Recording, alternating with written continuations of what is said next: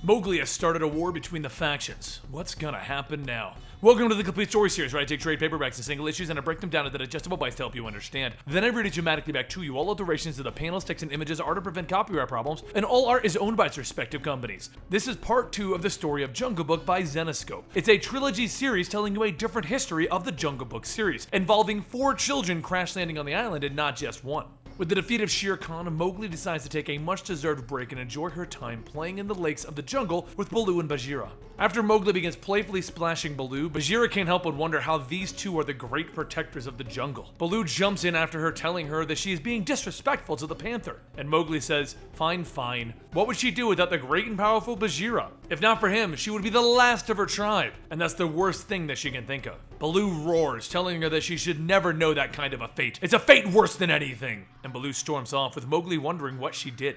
Mowgli sits and wonders why Baloo got so upset, and she looks down at the water to see her own reflection. But soon, that reflection turns into Dewan, another one of the children that crash landed on this island, and he comes leaping out of the waters. He tries to hand her a fish, but when Mowgli begins to try and take it, he throws it in her face, and he falls over laughing. And then the two of them begin to play in the waters. Over in another part of the jungle, Achille and Tabaqui escort Hathi, a young elephant of the Payari tribe, back to his tribe. As they reunite Hathi with his tribe, Achille tells Longsnout that there's no need for celebration and praise. It's just the thing that she does. But Longsnout tells her that they've heard of her and her kind, and they want nothing to do with them. As Achille tries to defend her tribe, deep in the shadows, something is lurking. It is Shere Bawami, the new leader of the tigers, planning an attack on the Payari. Bawami tells the tigers that he will lead them to victory over the biggest beast in the jungle, but Kutil just laughs. Kutil says that the failed tiger acting the part of a Khan just makes him chuckle. And Bawami tells him that after he bathes these claws in elephant blood, he accepts this challenge for leadership. But as of now, they will attack as one.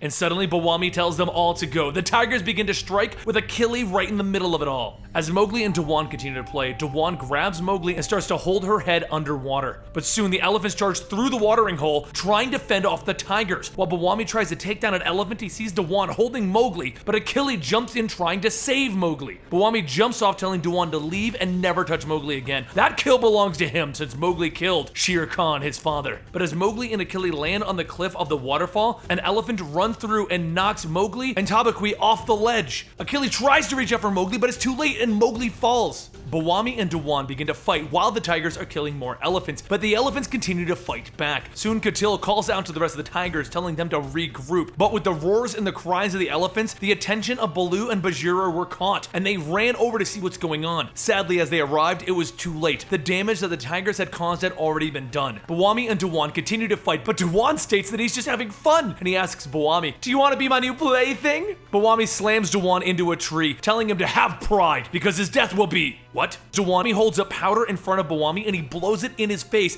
and soon Bawami falls to his knees, with Dewan watching and laughing.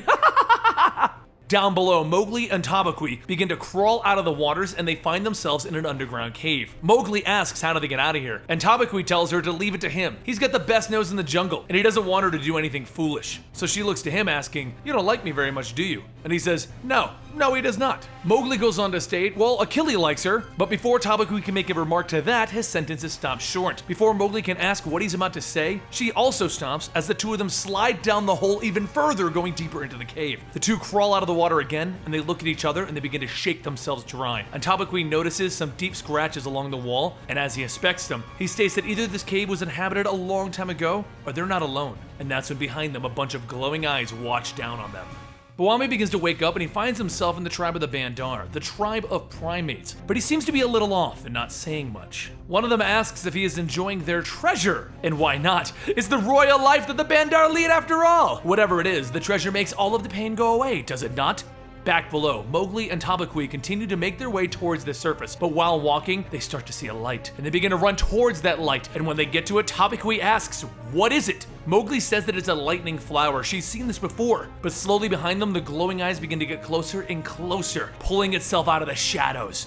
Later, back at the Bandar tribe, Bawami begins to wake from the Bandar treasure, and he starts to demand more. He's told that he can have some more, but there will be a price to it. But what does the king of the Bandar tribe want that he doesn't already have? And that's when it hits him. The head of a Ka! Bring that back and all of the treasure he could want will be his! Below, Mowgli and Tabaqui continue to follow along the lights, and soon they hear a loud roar behind them. They look back to see many sets of eyes looking upon them, and the two begin to run, and they begin to panic, and not long before they turn a corner, they run into something else. Shere Khan. All Mowgli can do is feel rage as she begins to run and knees Khan on the head. But above them, a bat watches and it begins to fly off. The bat continues on, stating, "Intruders!" until it gets to the great Bandor. Bandor asks who dare disturb his den. He then calls out, telling everyone, "The caves, they have whispered. They have intruders. The god of fear and fire demands that all intruders be consumed by them." Elsewhere in the jungle, Baloo, Achille, and Bagheera continue their search for the lost Mowgli and Tabaqui. But the deeper that they go into these caves, the more death that they find, and soon they end up walking right into Scavenger territory. Bagheera asks Sag, the leader of the Scavengers, if they have come across their cub, but all the Scavengers respond with, "No, they haven't." The Scavengers begin to surround the group, and Bagheera tells Sag to tell everyone to pull back. They are living, and Sag tells them, yes, but there's always room on their table for more. Below, Mowgli and Khan continue fighting each other while Tabaqui notices something. Khan states that if they value their lives, they will follow him. So Mowgli stops. Khan tells her that she needs to sheath her claw. They can settle things later, but on the other side of the rocks, a bear begins to sneak up on them. Back on top, Bawami and Dewan begin their search for Ka, but as they look, they stumble across a wolf and its cubs. The wolf tells them not one step closer, but he won't make the mistake that his father did, and he wipes them out completely. Back with Bagheera and the rest of them, they continue to fight off the Scavengers, and Bagheera tells Sag to call them off. Their hearts beat loud, but Sag tells them their stomachs grow louder. Soon, everyone's attention is drawn back to the river as a bloody elephant tries to get out of it. The Scavengers decide that the injured elephant is much easier to kill than these guys, so they're going to dine on that instead. And while the Scavengers are distracted, the group makes their escape. Deep down in the caves, the bear calls to them, telling them to come out so that their death will be quick. But Mowgli has had enough. She has battled the Baloo long enough to know what a bear's weakness is. She reaches a foot out and kicks the bear in the nose, stunning him. Khan and Tabaqui come out from behind Mowgli and ready themselves for an attack. Mowgli grabs a rock and hits the bear, and while he's trying to swing at Mowgli, Khan bites the bear's neck, killing it. But once again, the bat sees what happens and he flies over to inform the other bears. As Bagheera and the others escape from the Scavengers, they travel along the river, but soon everyone hears a loud roar. Achille asks what that was, and Bagheera tells her that was the Shere.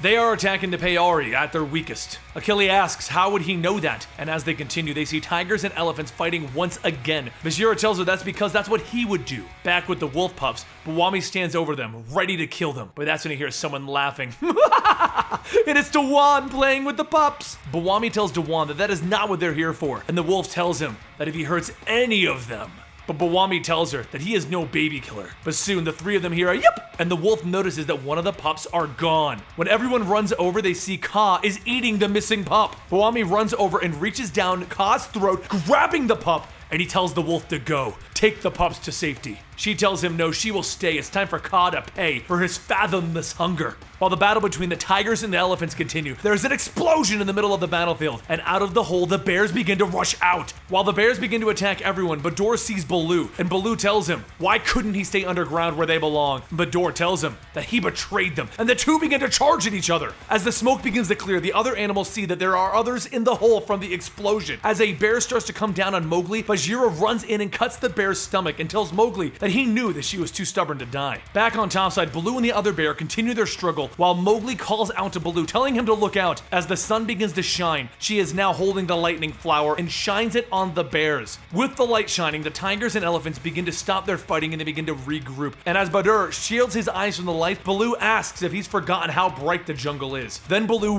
rips Badr's chest out, killing him. The bears begin to state that Baloo has bested the king of their army, so Baloo will lead them now. He will be the Bear King. Baloo turns to Mowgli and tells her that he must go, because without a proper leader, they will continue down their path of terror. Baloo yells out to the other bears that the battle is now over, and their leader now commands them to go back in the caves from which they came. As Baloo begins to herd the bears below, Mowgli sees something in the woods, and it's Bawami with the wolf cubs. Mowgli holds the lightning flower towards Bawami, and he tells her that this is a misunderstanding. He saved the pups. The other wolf with Bagheera then asks, what of the mother, where is she? And Bawami tells him that she fought valiantly, but she did not survive the battle with Ka. Kutil sees that Shere Khan and Bawami have survived, and seeing that both Khans are in a weakened state, he tells the rest of the tigers that they must go. They have no need for a weak leader and a failed tiger. The Shere will reject them both, and they begin to leave. The wolf then looks at Mowgli and tells her that this is all her faults. The death of the tribe, the death of the mother wolf, all of it. She is not welcome among the remaining wolves any longer. And she too leaves. Bagheera sits on a tree and he looks down on the battlefield with Mowgli standing alone. And one night the great animal battle had begun again, and at the center of it was Mowgli. There was a pain in Mowgli. Though the cubs were safe, Mowgli found herself in the worst place anyone could find themselves, in the jungle, alone. Everyone's left her. But below in the caves, the bat continues to fly, stating that he must tell them, "Tell the god of fear and fire." And then the bat tells the god that a passage to the surface world has been found. And we see a man wearing a bear skin and heads scream. Like I said, this is a trilogy and we have one more part to go. When we originally did the first part, I didn't think you guys would enjoy it that much as I liked it. I just didn't think you guys would want it. But apparently you did, so we are gonna do the full trilogy. Hope you guys enjoyed this part of it with the battle just starting, and I'll see you here next time at Comicstorian. Don't forget to follow me on Twitter at Comicstorian and Instagram at Comicstorian, and I'll see you next time. I think I just said that. I'll see you next time again, and next time, and next time.